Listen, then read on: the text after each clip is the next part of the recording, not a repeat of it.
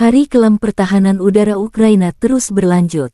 Kali ini, rekaman video yang menunjukkan peluru Lancet mengenai peluncur sistem pertahanan udara Ukraina S-300 PS tepat saat bergerak diterbitkan pada tanggal 27 April.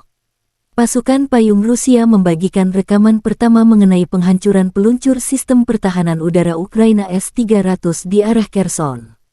Kru tahu bahwa Lancet sedang mengejar mereka, namun mereka tidak bisa melarikan diri. Konfirmasi keberhasilan penghancuran sistem pertahanan udara Ukraina S-300 dekat desa Luh, distrik Snigirevsky, wilayah Mykolaiv dibagikan melalui Telegram.